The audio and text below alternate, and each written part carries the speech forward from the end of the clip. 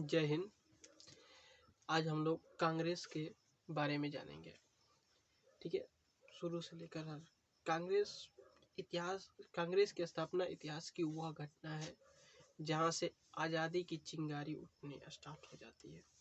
1857 की क्रांति के बाद भारत में कोई ऐसा संगठन नहीं बच पाया था जो भारतीयों को एकजुट एक मंच दे सके।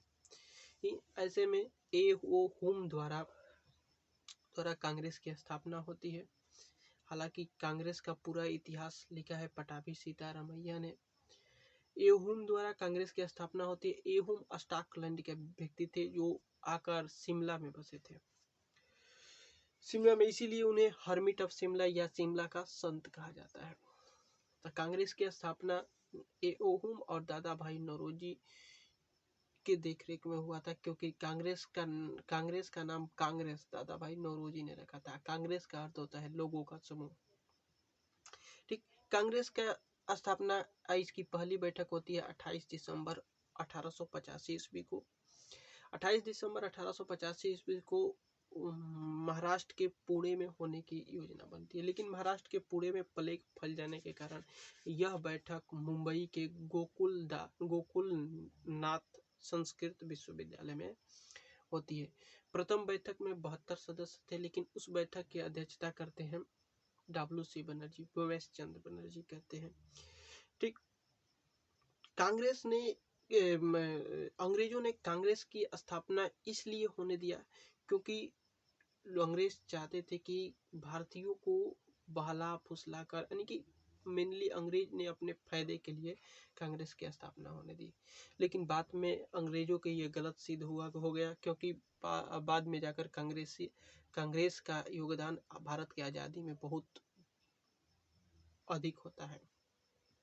ठीक है, ऐसे आगे चलते हुए इसीलिए शुरुआत में तो कांग्रेस माने कि प्रारंभ में कांग्रेस अंग्रेजों के कहने पर ही चलती थी, इसलिए बहुत आलोचना भी इनको सहना पड़ा। इसीलिए कांग्रेस को कई लोग अलग अलग वाक्यांश में व्याख्या दी। जैसे डफरिन ने कहा कि कांग्रेस एक अल्पसंख्यक सदस्यों का संगठन है।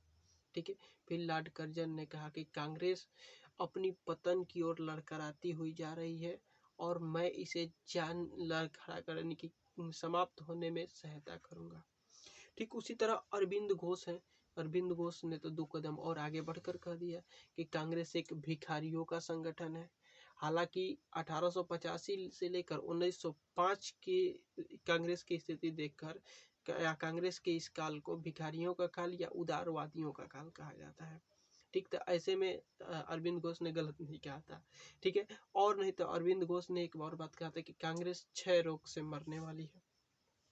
ठीक, आगे चलकर और लोगों ने, जैसे फिरोज शाह मेहता कहेंगे कि कांग्रेस की आवाज जनता की आवाज नहीं है।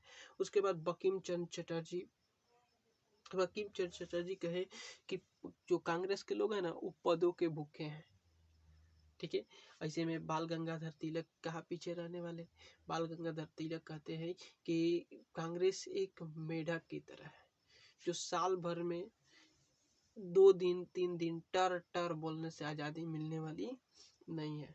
ठीक है, फिर उसके बाद बिपिन चंद्र पाल ने कहा कि कांग्रेस एक योजनाओं का संगठन है।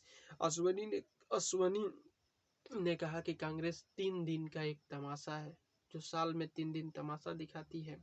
ठीक है, उसके बाद लाला लाजपत राय ने कहा कि कांग्रेस एक शिक्षितों का सदन है। फिर गांधी जी ने कहा कि हम कांग्रेस से एक मुट्ठी बालू से कांग्रेस से अधिक आंदोलन खड़ा कर सकते हैं। ठीक, और लास्ट में गांधी जी ने कहा था कि अगर भारत की आज़ादी के बाद कांग्रेस को समाप्त कर देना चाहिए, लेकिन कांग्रेस को वर्तमान भी जारी रखा, समाप्त नहीं किया गया। अब इसके अधिवेशनों पर गौर कर लेते हैं। प्रथम अधिवेशन 1885 ईस्वी में मुंबई में होता है। उसके अध्यक्ष होते हैं WC बनर्जी। उसमें प्रथम 72 सदस्य होते हैं। दूसरा का अधिवेशन होता है 1886 ईस्वी में होता है कोलकाता, क्योंकि अध्यक्षता करते हैं दादा भाई नौरोजी 3 बार कांग्रेस की अध्यक्षता किए थे। ठीक, उसके बाद अगला नेक्स्ट होता है सतासी वाला ये प्रथम मुस्लिम अधिवेशन किए थे। मद्रास में ये होता है, बदरुद्दीन तैयब जी प्रथम उसके मुस्लिम अध्यक्ष थे। फिर 1888 में होता है इलाहाबाद। इलाहाबाद में जॉर्ज यूल द्वारा कांग्रेस के पहला अंग्रेजों द्वारा अधिवेशन होता है। अंग्रेजों का कोई सदस्य ने अधिवेशन किया था कांग्रेस के पहली बार। उसी तरह इस तरह कई को हुआ, लेकिन हम लोग इम्पोर्टेंट को देखेंगे, ठीक है। उसी तरह होता है 1896 का कलकत्ता अधिवेशन इसलिए महत्वपूर्ण हो जाता है क्योंकि इसी कांग्रेस के अधिवेशन में पहली बार राष्ट्रीय गीत गाया गया था, जैसे वंदे मातरम पहली बार गाया गया था। इसके अध्यक्ष रहीमतुल्लाह सयानी इस अधिवेशन में, ठीक। उसके बाद 1905 में अगला अधिवेशन होता है बनारस में, ठीक है। इसकी अध्यक्षता गोपाल कृष्ण गोखले ने करते हैं और इसी अधिवेशन में भारत के पहले स्वदेशी आंदोलन जिसे बंग भंग आंदोलन के नाम से जाना जाता है उसको स्वीकृति मिलती है। उसके बाद 1906 में कलकत्ता अधिवेशन होता है, उसकी अध्यक्षता दादा भाई नौरोजी करते हैं। इस अधिवेशन में स्वराज्य शब्द का प्रयोग सबसे पहली बार किया, ये इम्पोर्टेंट माना जाता है। उसके बाद 1907 सूरत में अधिवेशन होता है, सूरत में रास बिहारी बोस द्वारा किया जाता है और इस अधिवेशन में कांग्रेस दो भागों में बट जाती है, गरम दल और नरम दल दो भागों में बच जाती है।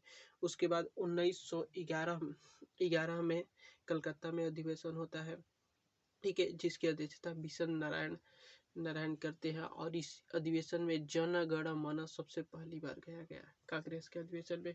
उसके बाद 11 के बाद कांग्रेस के अधिवेशन 1916 में होती है। 1916 में लखनऊ में होती है, लखनऊ में, जिसकी अध्यक्षता करते हैं अंबिका चरण मजूमदार।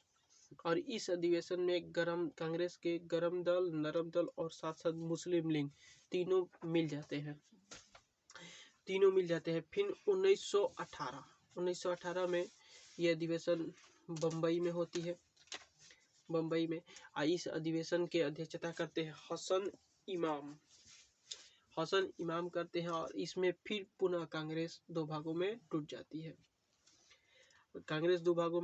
उसके बाद होता है नागपुर के अधिवेशन करते हैं श्री राघवाचार्य। इसमें कांग्रेस के संविधान में लिखा जाता है और गांधी जी के असहयोग आंदोलन का भी प्रस्ताव इसी में पास होता है, ठीक। उसके बाद 1922 में गया अधिवेशन होता है।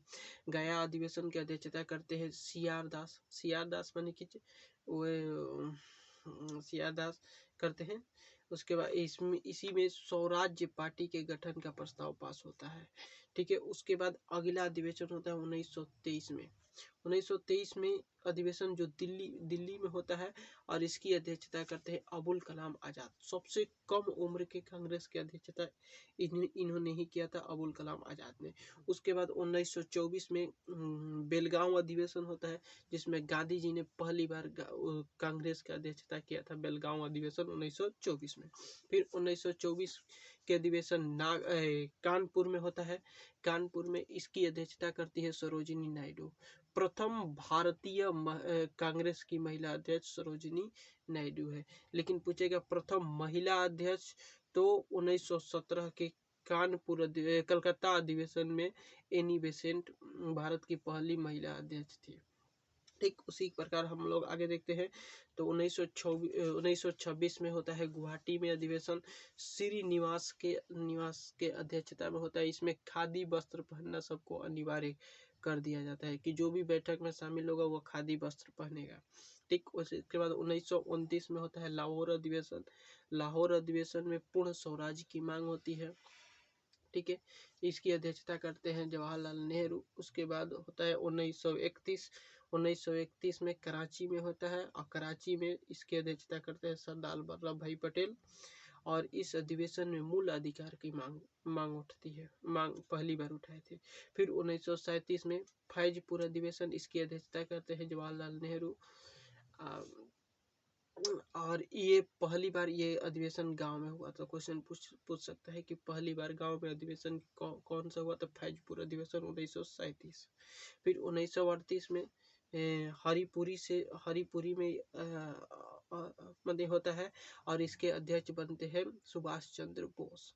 सुभाष चंद्र बोस बनते हैं। उसके बाद 1939 में भी चुनाव होता है कांग्रेस का। तो उस त्रिपुरी जगह है, मध्य प्रदेश के त्रिपुरी जगह है, वहाँ पर होता है। इसमें भी जीत जाते हैं सुभाष चंद्र बोस।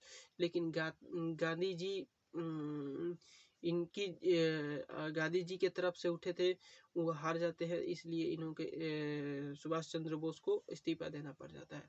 उसके बाद 1940 में रामगढ़ अधिवेशन होता है, रामगढ़ में, और इसमें अबुल कलाम आज़ाद सबसे लंबा कार्यकाल तक कांग्रेस के अध्यक्ष कौन बने रहे, तो अबुल कलाम आज़ाद। क्योंकि आप सबको पता है कि इसी समय प्रथम विश्व युद्ध चालू हुआ था, और भारत में गांधी जी ने भारत छोड़ आंदोलन भी कई तरह से भारत छोड़ो आंदोलन भी चालू हुआ था, जिसमें ऑपरेशन जीरो हावर के तहत बहुत सारे नेताओं को जेल में बंद कर दिया गया था।